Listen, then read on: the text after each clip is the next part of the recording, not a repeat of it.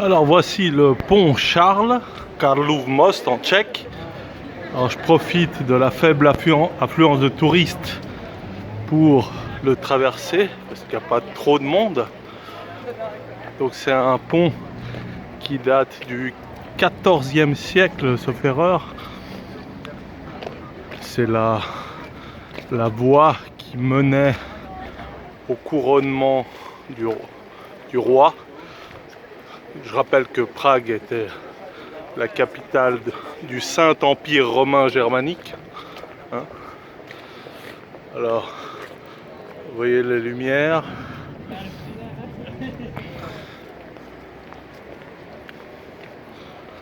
Là-haut, vous avez la colline de Petchin et la petite tour que vous voyez par là. C'est une reproduction de la tour Eiffel qui date environ de la même période que la vraie tour Eiffel.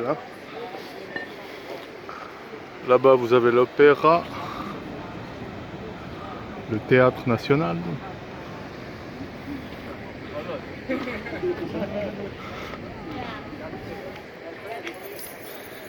Alors là, une petite anecdote intéressante. Vous voyez les lettres en or en hébreu.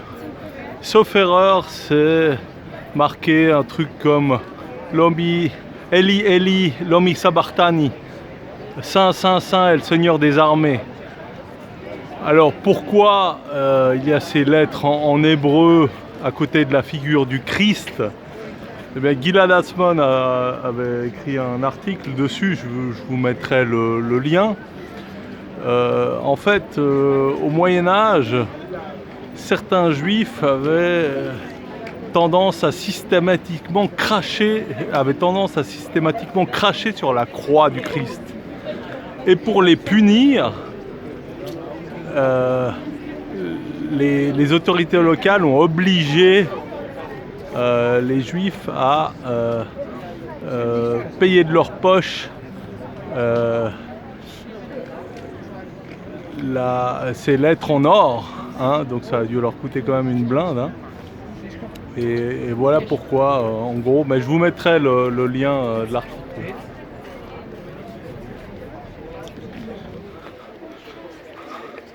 Alors sur le fond, vous avez le château de Prague.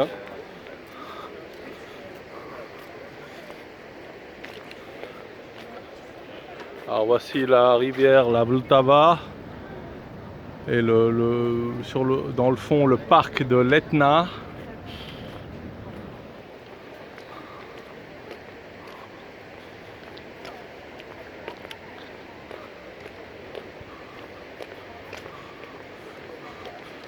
Alors je vais essayer de faire la traversée jusqu'au bout si la batterie me lâche pas.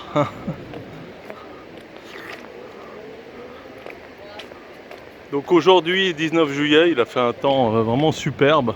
Après quelques jours de pluie, il a fait un temps estival.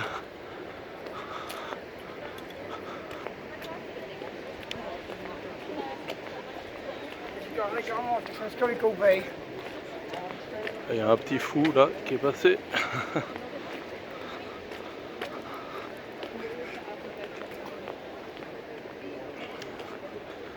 Alors les couleurs sont absolument superbes.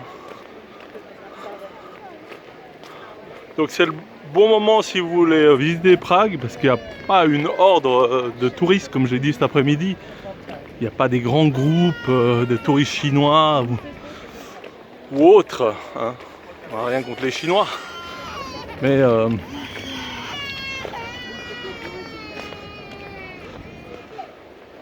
je rappelle que le prix d'une bière dans un bar est de 1 à 2 euros, donc c'est très bon marché.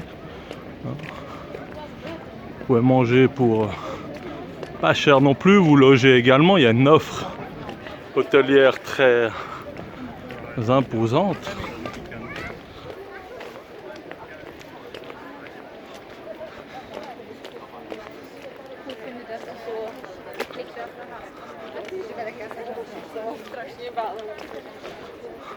Donc Prague qui est à 1h30 en avion de Genève. Je pense que c'est à peu près la même chose depuis Paris, hein, 1h30, 2h. Là vous avez un des mendiants, bon, ça change pas. Toujours la même chose. Mais je pense que son revenu a diminué aussi, hein.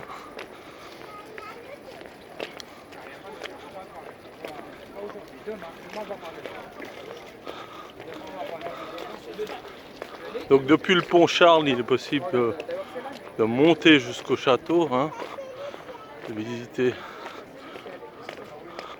Donc tout le centre-ville de Prague est pratiquement piétonnier et c'est un véritable musée à ciel ouvert.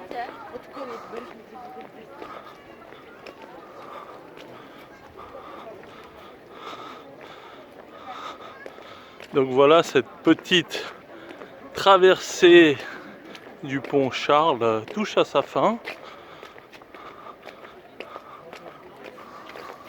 J'ai profité vraiment de